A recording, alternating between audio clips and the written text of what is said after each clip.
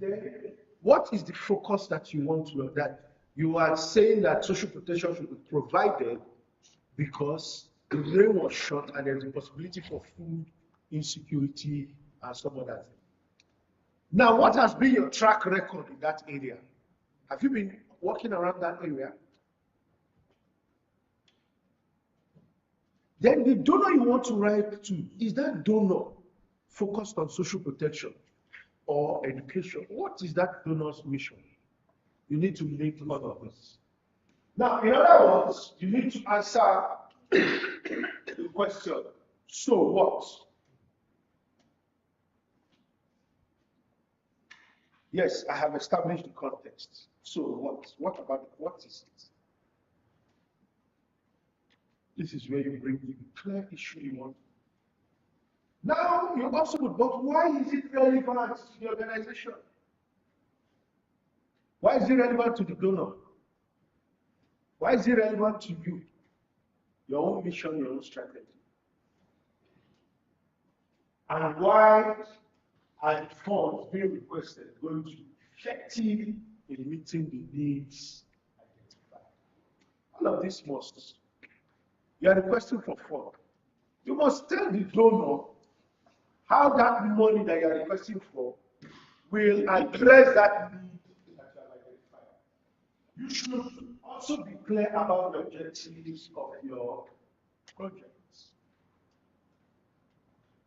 So that's relevant.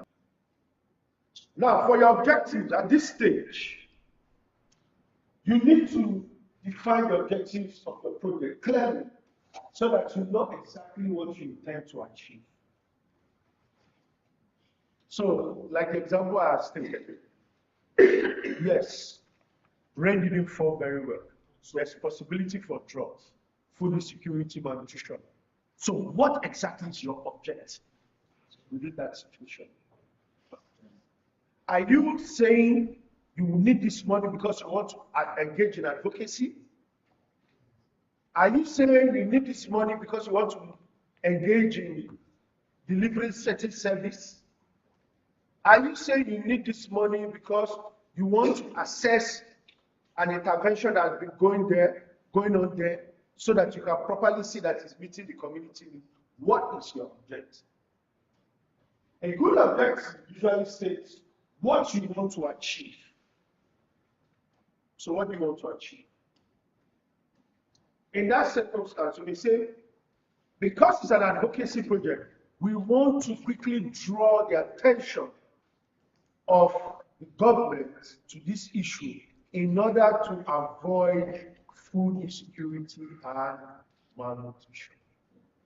So your end point is that you don't want food insecurity, you don't want malnutrition. How do you want to achieve it? So by what means? How are you going to do it? Are you going to be holding community meetings? Are you going to be holding jingles? Are you going to be, what are you going to be doing?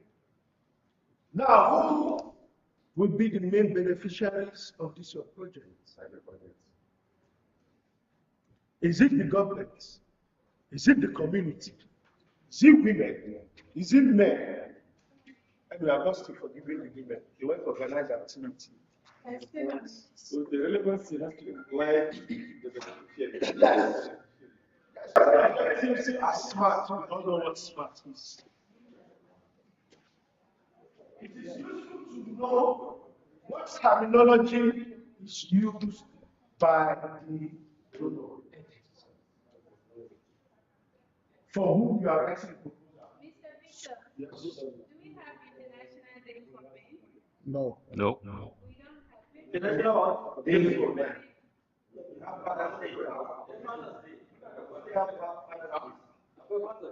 I will be monitoring all of you next year. It's not a good check. This money done. Yeah, something like that. No. But unfortunately, that same day is usually also World Toilet Day. World Men's Day is in the same way as World Toilet Day. All the time, attention is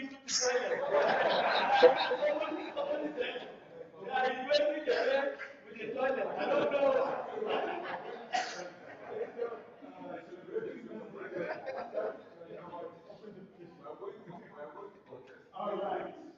So, use the terms that the donor used. Now, when you read the call for proposal, are we together? There are certain terms that will be used by the donor. In your objectives, are you getting it? Make sure that those terms are what you use. For example, a donor will be talking about disability. Are we together? Now, in your objective, if you don't mention things on disability, the donor may not take you serious. So, in your objective, so you can find out what terms the donor uses by knowing your donor. It's just like that you want to do a proposal to UNICEF. You know UNICEF only has children, or save the children as children. Then you are not doing your objective. You are not putting children. Now, donors who expect you to use the logical framework analysis in your application may have a special way in which they want the objectives expressed. Yeah, there are some donors. They will tell you because of a particular framework they are using. Are you getting it? You use that framework. And so they will also tell you how you should write your objectives. So they are there. So it's very good to suddenly call your proposal in depth before you respond. And the last thing, which is the process. Designing the project process means planning how you are going to achieve your project purpose. This is the step-by-step journey. So you can see how thorough the proposal should be. You need to tell the donor step by step how you are going from A to B. This is the step-by-step journey that will take you to the achievement of your project's purpose. Designing the process means answering questions. Now, these are some questions in writing the process of how you're going to achieve the purpose of your project. Action. What will you do? You need to tell the donor, what will you do? Where will you do what you say you are going to do? How will you do this? That's the method. Who will be involved? Are you going to use volunteers? Are you going to use civils? Are you going to use youths? Are you going to work with girls? Women? Although I'm still paid. The results, what happens is there. What will be the results of the action that you've taken? When will the various activities and outputs happen? All of this need to be in the proposal. That is why proposal is very thorough, because if you want to plan activities that you say that you cannot achieve and put it in the proposal, and then you start having headache. So you need to be very thorough when you are putting down a proposal, particularly when you are outlining the actions, activities, all of these things, how you are going to do them. Be very sensitive. How will progress be monitored? How will the project be evaluated? All of this needs to be your proposal. Because a donor wants to know how his money is being spent. And he wants to be able to come back and say, okay, I gave you £10,000. You have spent it. Let me see what impact has been achieved. For example now, ISPID is part of an umbrella project in FCB called PEL. PEL is expected to end next year. Now already they're asking questions around certain activities. Like the mutual accountability framework. There are questions that are, how effective has it been? Although Kaduna is because of why we're asking that question.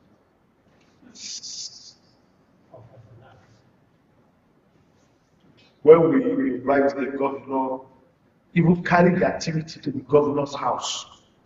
And the governor left us and went there. Well, it's not interesting.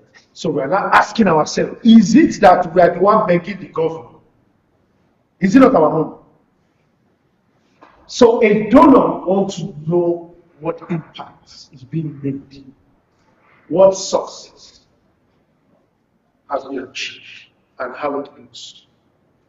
Lastly, what will be needed to carry out these activities? You state it even if you need bylaw.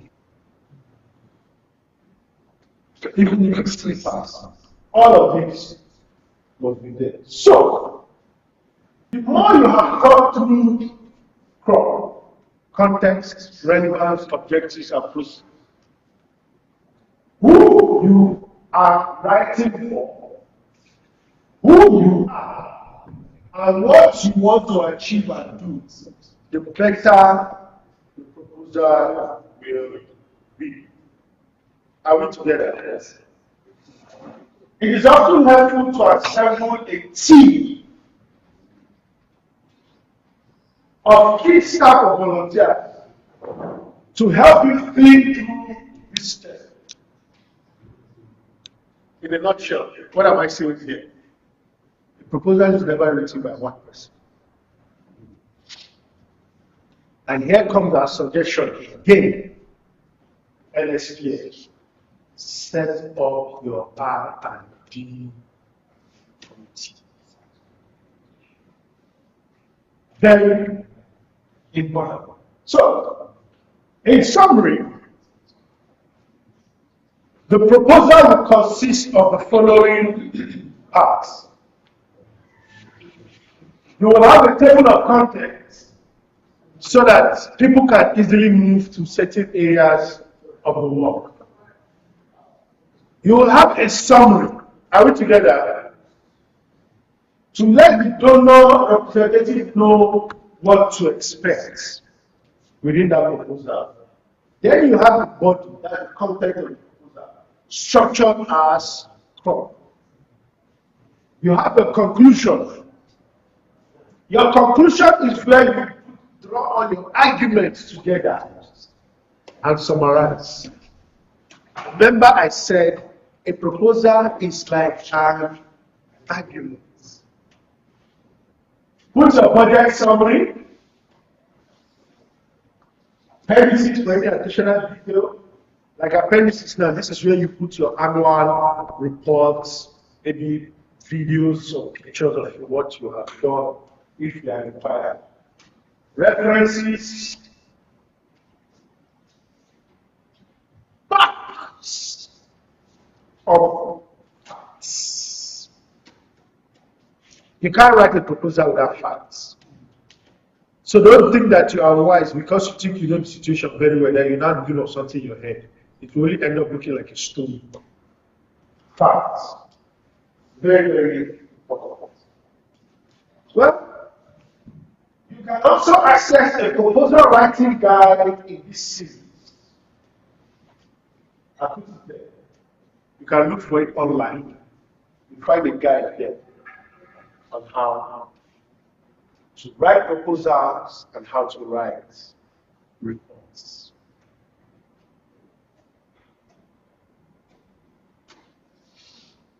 So,